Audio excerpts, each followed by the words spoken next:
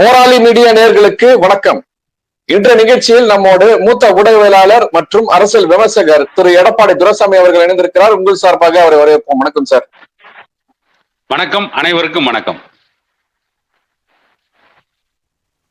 Sir, நம்ம ஒரு 2-3 வலைவலி பதிவுக்கு முன்னாடி ஒரு பதிவுல நம்ம சொல்லியிருப்போம், கக்கனுக்கு கழிவறையில பேர் வச்சிருந்தாங்க, இதே பேரை வந்து திராவிட கட்சிகளுக்கு வச்சிருந்தா இந்நேரத்துக்கு ஒரு 3-4 பேர் வந்து தீ குளிச்சிருப்பாங்க அப்படின்னு நான் சொன்னேன். அப்போ நீங்க கூட சிரிச்சீங்க. ஆனா நடக்கும் சார்னு கூட நீங்க சொல்லியிருந்தீங்க. ஏன்னா முன்னாள் முதல்வர் கைது செய்யப்பட்ட போது, செல்வி ஜெயலலிதா அவர்கள் கைது செய்யப்பட்ட போது நடந்த சம்பவத்தெல்லாம் நீங்க பதிவு போட்டிருந்தீங்க.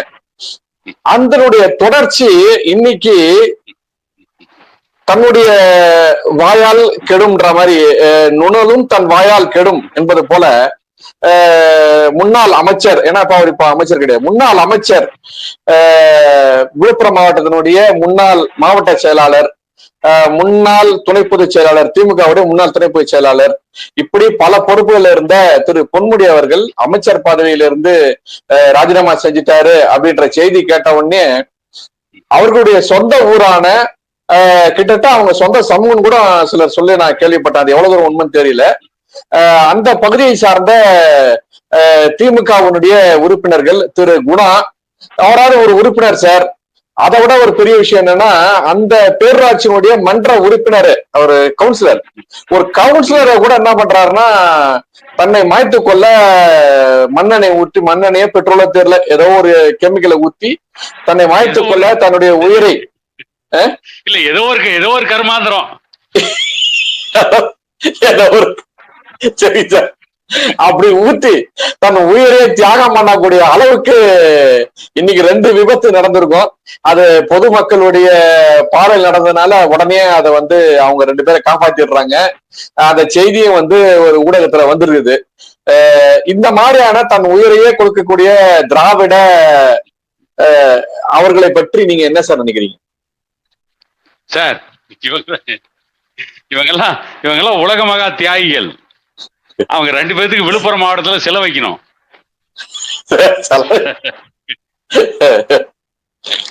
தீ குளிக்கணும்னு நினைக்கிறவன் அவங்க வீட்டுல கதவை சாத்திட்டு தீ குளிங்களா, ஒரு லெட்டர் எழுதி வச்சுட்டு பொன்முடி வந்து அமைச்சர் பதவியை ராஜினாமா செய்ததால் அல்லது அவரை ராஜினாமா செய்ய சொன்னதால்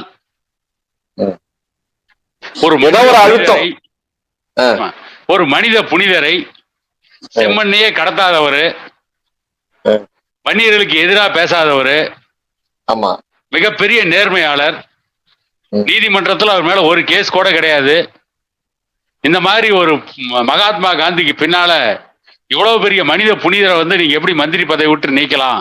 ஆகவே இதை கண்டிச்சு நான் தீ குளிக்கிறேன்னு சொல்லியிருக்காங்கன்னா, இவங்க பெரிய உத்தம புத்திரன்கள், சத்திய சீலன்கள். அந்த மாதிரி வந்து அவங்க வீட்டுக்குள்ள இருந்து ஒரு கடிதம் எழுதி வச்சுட்டு, இல்லைன்னா இப்பதான் செல்லுல மெயில் இருக்குல்ல, ஒரு இமெயில் அனுப்பிச்சிருக்கலாம் டிஜிபிக்கு, சபாநாயகருக்கு, முதலமைச்சருக்கு, ஏன் ஜனாதிபதிக்கு அனுப்புங்களேன், என்ன கெட்டு போச்சு, பிரதமருக்கு, எல்லாத்துக்கும் வந்து திட்டமிட்டு வந்து பொன்முடியை வந்து இப்படி பண்ணிட்டீங்க, இது வந்து மிகப்பெரிய அநீதி அப்படின்னு சொல்லியிருந்தீங்கன்னா பரவாயில்ல. நீங்க போனதே என்ன பண்ணீங்கன்னா வந்து பொதுமக்கள் மத்தியில போய் பாவலா காட்டுறீங்க. எப்படி எல்லாம் ஆமா, மார்க்கெட்ல போய் இது பண்ணா என்ன பண்ணுவாங்க, எல்லாம் பயந்து போய் இவங்க தீ பிடிச்சு வந்து நம்ம மேல மோதிட்டானா என்ன பண்றது? அவனுக்கு ஒரு வண்டி மேல வேற கொளுத்த முயற்சி பண்ணிருக்காங்க சார். அதான் சார், அதான் என்னன்னா இவன் வேற வந்து பெட்ரோல் ஊத்தி கொளுத்திக்கிட்டான்னா, கொளுத்திக்கிட்டு நம்ம மேல வந்து விழுந்துட்டானா நாம என்ன வருது? ஆனா கொளுத்தாதுக்கு முன்னே அவனை புடிச்சுக்குவோம். கொளுத்திட்டு ஒரு 4 கடைக்குள்ள பூந்து போயிட்டானா, ஏதோ ஒரு படத்துல வடிவேலுக்கு வந்து பட்டாசு வச்சு போய் அந்த வழியில இருக்க கடையெல்லாம் வெடிக்குமே, ஆமா, அந்த மாதிரி அதனால அவங்க போய் புடிச்சுக்கிட்டாங்க, வேற ஒண்ணும் கிடையாது. நான் என்ன கேக்குறேன், அது இப்ப பொன்முடிக்கு வந்து மந்திரி பதவியில நீக்கிட்டாங்க. நீக்கினதான் அர்த்தம் இவங்க சும்மா ராஜினாமான்னு சொல்லிட்டு இருக்கிறாங்க. செந்தில் பாலாஜிய மந்திரி பதவியில் நீக்கிட்டாங்க. அப்ப இருக்கிற மத்த மந்திரிகள்லாம் மனித புனிதரா? மத்த மந்திரிகள்லாம் நேர்மையானவங்களா சார்? அதுவும் திமுகவுடைய அமைச்சரோட மந்திரியா இருந்து ஊழல் செய்யல அப்படின்னா அவங்க திமுகவுல மந்திரியா இருக்கிறதுக்கு தகுதி இல்லாதவங்க. ஏன்னா ஊழலின் பிறப்பிடமே அவங்கதான்.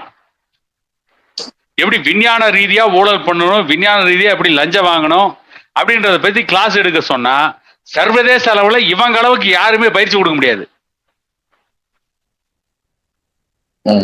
அப்பேற்பட்ட உலக ஊழலின் ஊற்றுக்கண் இவங்கெல்லாம் வந்து தேசியம் நேஷனல்ல தாண்டி இன்டர்நேஷனல்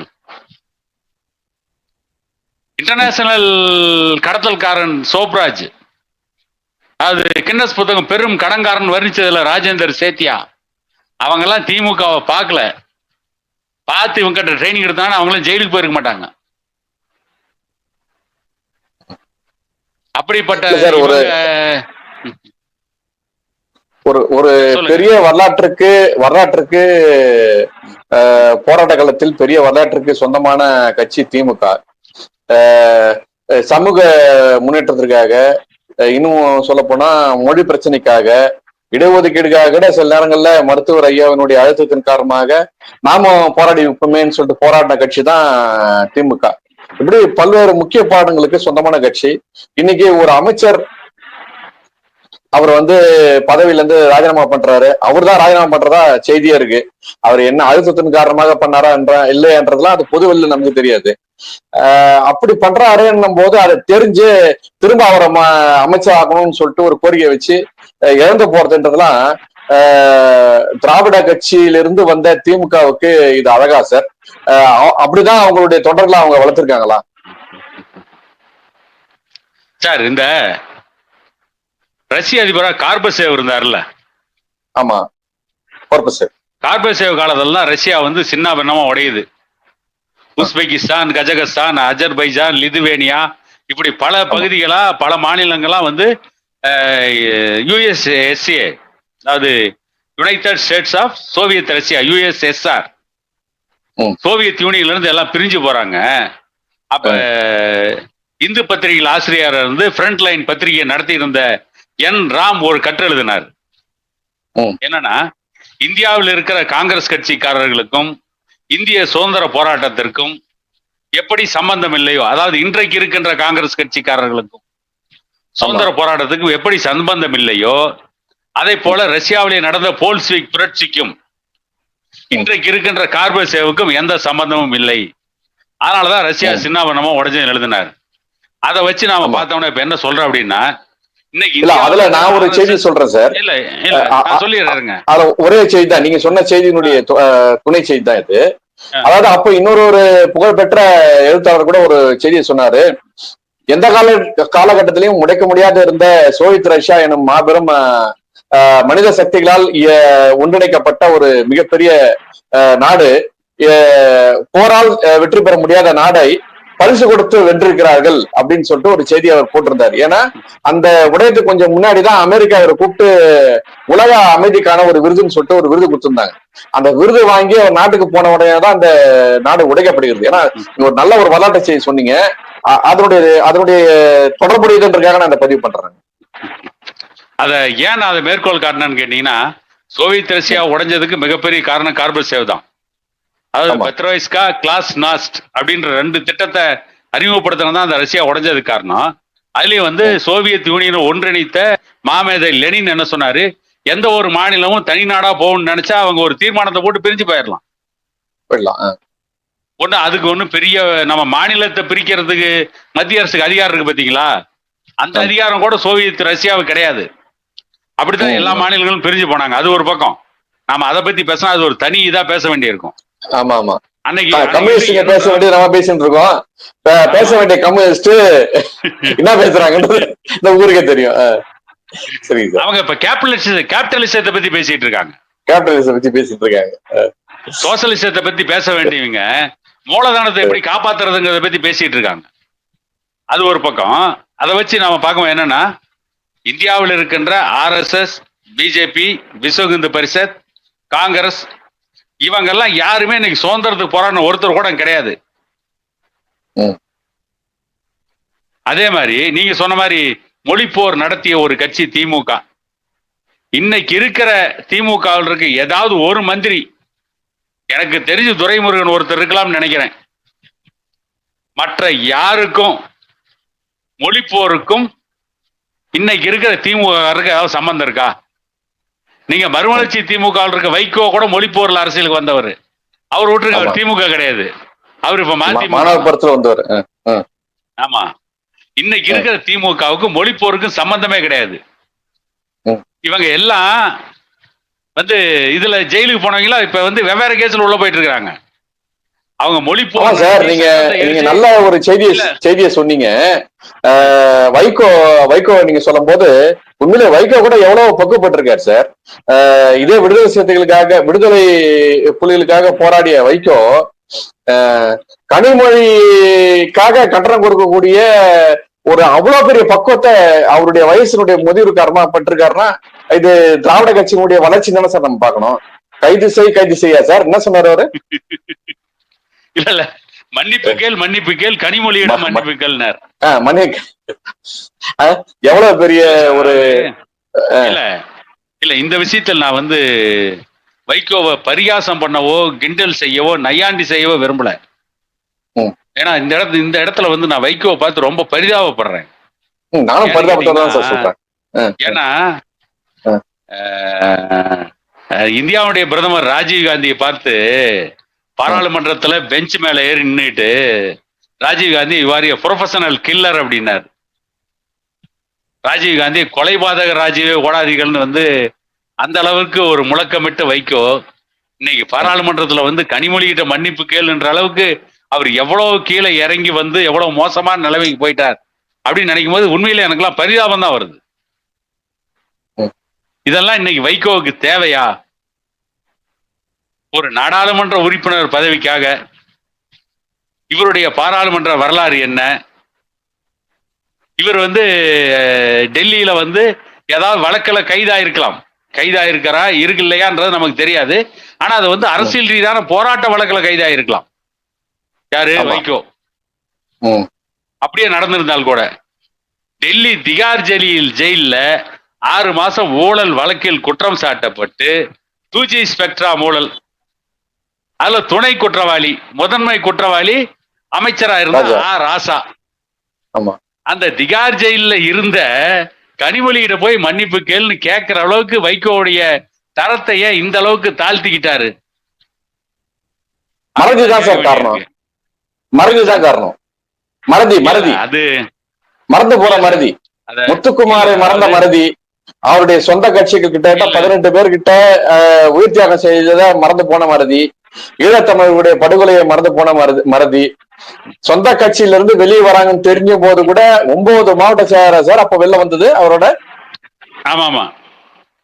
9 பேரு வெளியில வந்தாங்களே நமக்காக அப்படின்ற அந்த நினைவுகளை மறந்து போன மறதி. இப்படி மறதிதான் அவரோட காரணமா சார்? அது இன்னொரு செய்தி கூட நம்ம இங்க பதிவு பண்ணோம் சார். இல்ல அவருக்கு மறதின்லாம் சொல்ல முடியாது. அப்படி மறக்கக்கூடிய அளவுக்கு வைகோ வந்து நினைவாற்றல் குறைவானவர்லாம் நாம வந்து அவர் மேல தவறான ஒரு பிம்பத்தை கட்டமைக்க விரும்பல. ஆனா எல்லாத்தையும் தன்னுடைய சுயநலத்துக்காகவும், அதாவது வாரிசு அரசியலுக்கு எதிராக தான் அவர் திமுக விட்டு வெளியே வந்தாருன்னு அவர் தான் வந்து பேசினாரு.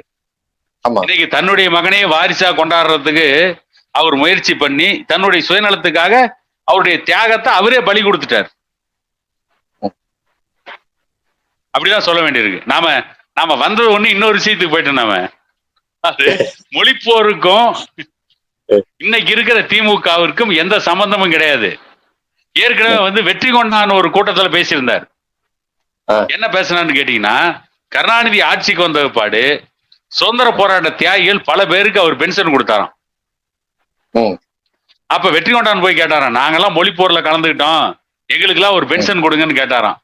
அப்ப கருணாநிதி அதெல்லாம் உங்களுக்கு எல்லாம் கொடுக்க முடியாதியா, இந்த சுதந்திர போராட்ட தியாகிகளுக்கு தான் பென்ஷன் கொடுப்பேன்னு சொல்லிட்டு காங்கிரஸ் கட்சியில நிறைய பேருக்கு பென்ஷன் கொடுத்தாராம்.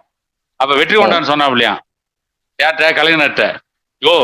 இவன்லாம் எவனும் வந்து சுதந்திர போராட்டத்துல கலந்துக்கிட்டவனும் இல்ல, இவன்லாம் வேற கேஸ்ல உள்ள போனவன்,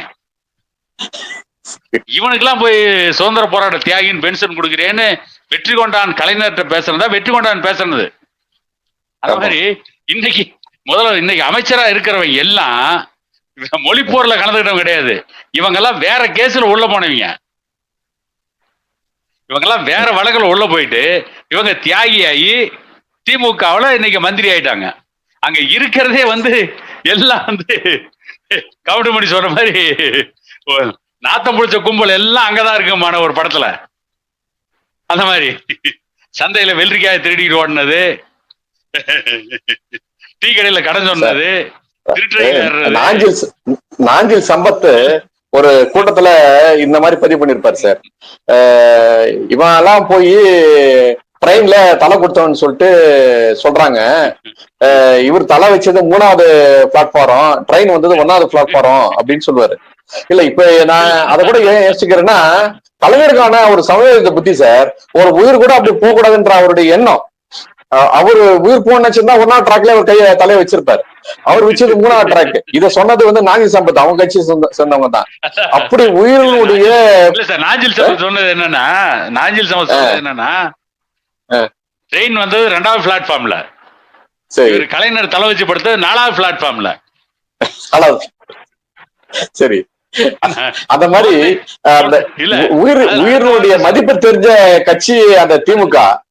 அந்த திமுகல போயிட்டு இன்னைக்கு வந்து ஒரு அமைச்சர் பதவி வந்து போயிட்டாங்கன்றதுக்காக 2 பேரு தீக்குளிக்கிறது முயற்சின்றதெல்லாம் வந்து இது திமுகவினுடைய கருத்தியல் சார்ந்த தோல்வியை நம்ம எடுத்துக்கலாமா சார்? இல்ல, கருத்தியல் மட்டும் இல்ல, எல்லாத்திலயுமே திமுக தோல்வி. எனக்கு இவங்க 2 பேரும் ஏன் தீ குளிக்க போயிருப்பா எனக்கு ஒரு மிகப்பெரிய சந்தேகம் இருக்கு சார். என்னன்னு கேட்டீங்கன்னா, அது ஒன்னா அவங்க வந்து பொன்முடியிட கடன் வாங்கி இருக்கணும். அடடா மந்திரி பதவி போயிடுச்சு, இந்த ஆள் வேற வந்து கடனை கேட்டா என்ன பண்றதுனால தீ குளிக்க முயற்சி பண்ணா கடனை கேட்காம விட்டுருவாரு. இல்ல அப்படின்னா யாருக்காவது வேலைகளை வாங்கி கொடுக்கணும், வேறதான் வேலை ஆகணும்னு பொன்முடிக்கு ஏதாவது லஞ்சம் கஞ்சம் கொடுத்தாங்களா என்னன்னு தெரியல, அப்படி கூட இருக்கலாம். மந்திரி பதவி வேற போயிடுச்சு, நாம லஞ்சத்தை வேற வாங்கி லட்சக்கணக்கில் கொடுத்துட்டோம், இதை போற நம்ம சமாளிக்க தெரியாம தற்கொலை பண்ணி போனாங்களான்னு தெரியல. இதுதான் காரணமா இருக்கும். ஏன்னா பொன்முடி மந்திரி பதவி நீக்கணும், இவங்க எதுக்கு போய் தற்கொலை பண்ணி போறாங்க?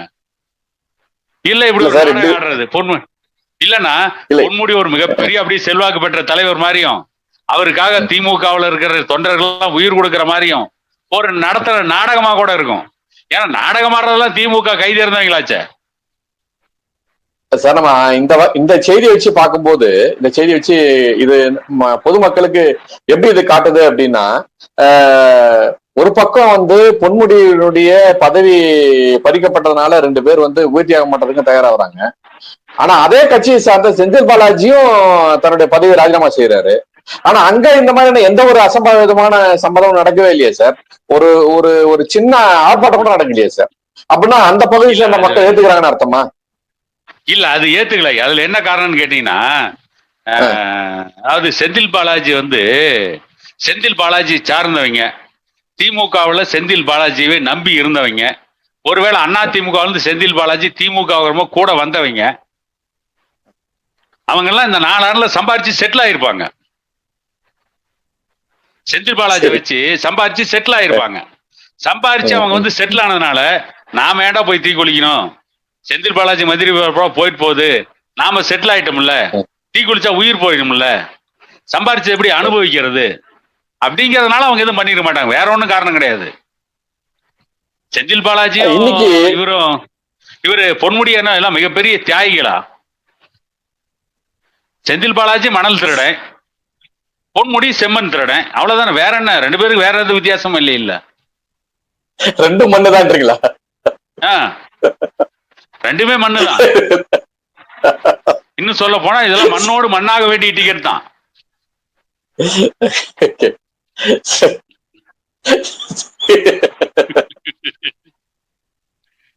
சரி சார். அதாவது ஒரு ஒரு மிகப்பெரிய பாரம்பரியமிக்க திமுக இன்னைக்கு வந்து மண்ணை திருடி அதனால தன்னுடைய செல்வ வளத்தை பெருக்கி அதனால தன்னுடைய ஆட்சி நிலைக்கு மேம்படுத்திக் கொள்ளக்கூடிய ஒரு நிலையில் தான் இன்னைக்கு திமுக இருக்கின்றதான் இது காட்டுது. என்றாலும் கூட இதுல 2-3 செய்திகள் வந்து பொதுவெளியில் இப்போ வருது சார். ஒரு ஊடகத்துல ஒரு மிக புகழ்பெற்ற ஊடகவியலாளர் என்ன சொல்றாருன்னா, பொன்முடியுடைய இந்த இந்த ஒரு பேச்சுக்காக இவ்வளவு அழுத்தம் கொடுத்து கட்சியை விட்டு வெளியான கட்சியினுடைய பொறுப்பை இறங்குறது, அப்புறம் அமைச்சர் பதவி வந்து போறதுக்கு எல்லாம் காரணம் அந்த கட்சியினுடைய முக்கிய தலைவர்கள் ஒருவரான கனிமொழி தான் அது காரணம் அப்படின்னு சொல்லிட்டு சொல்றாங்க.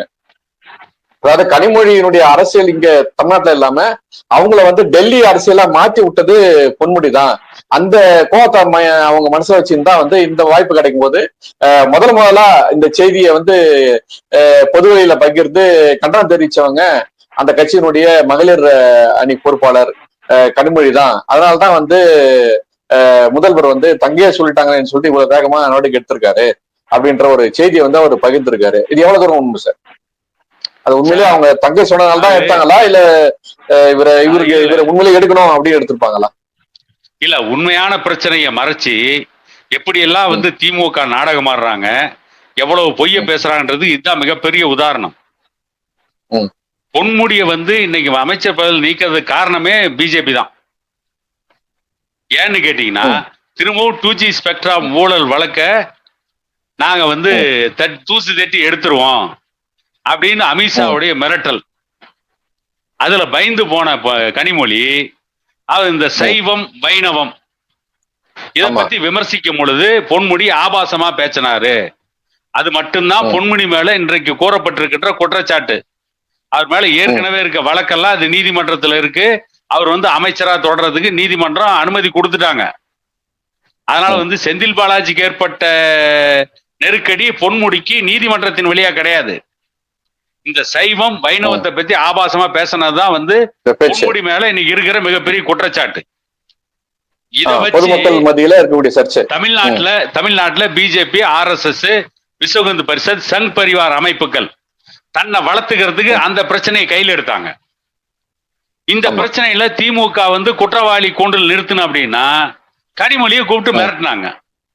அதனால கனிமொழி வந்து என்ன பண்ணார், தான் தப்பிக்கிறதுக்காக பொன்முடி மேல பழி போட்டாங்க.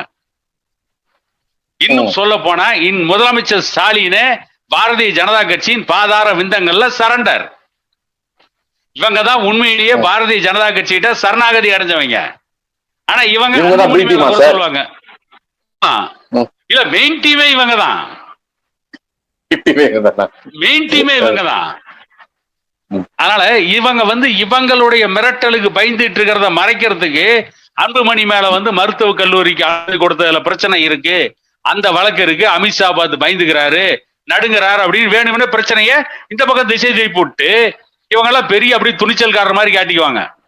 ஏன்னா இவங்க ஏற்கனவே 4வது பிளாட்ஃபார்ம்ல போய் தலை வச்சு படுத்தவங்கள 2வது பிளாட்ஃபார்ம்ல ட்ரெயின் வருதுன்னு தெரிஞ்ச உடனே அப்ப இவங்க எவ்வளவு தைரியசாலியா இருப்பாங்க அந்த காலத்துல இருந்தே. இதுதான் உண்மை. இவங்க பாரதிய ஜனதா கட்சிக்கு பயந்து இன்னைக்கு இருக்கின்ற மத்திய ஆட்சியாளர்களுக்கு பயந்துதான்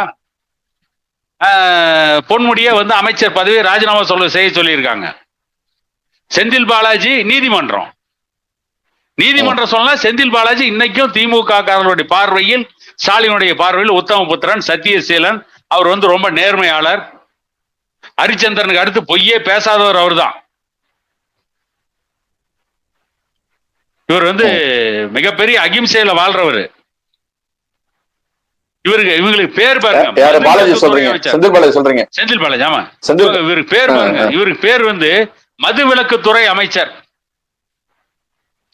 கிராமத்துல பழமொழி சொல்லுவாங்க, அது வந்து விளக்கமாத்து கொண்டைக்கு பட்டு கொஞ்சம். இவர் விற்கிறது சாராயம், இதுல ஒரு மது விலக்குத்துறை அமைச்சராம். மது வளர்ச்சித்துறை அமைச்சர்னு வச்சிருந்தீங்கன்னா பரவாயில்ல. இன்னும் கிராமத்துல வயசான இன்னொரு பழமொழி சொல்றாங்க, நாய்க்கு பேர் முத்துமாலையான்னு. சாராயம் விற்கிறவருக்கு மது விலக்குத்துறை அமைச்சர், ஆயத்தீர்வைத்துறை அமைச்சர். எப்படி எல்லாம் வந்து நாடகம் ஆடுறாங்க பாருங்க. இல்ல சார், தன்னுடைய கடைசி ஒரு 6-7 ஆண்டுகளுக்கான ஆட்சி காலத்தில் இது போன்ற ஒரு அமைச்சரவை மாற்றம், அதுவும் குறிப்பா அவங்க தப்பு செஞ்சாங்க என்பதற்காக மாற்றாங்கன்ற ஒரு செய்தின்றது மக்கள் மத்தியில இது திமுக மீதான நன்மதிப்பை கெடுக்கிற மாதிரி இருக்காதா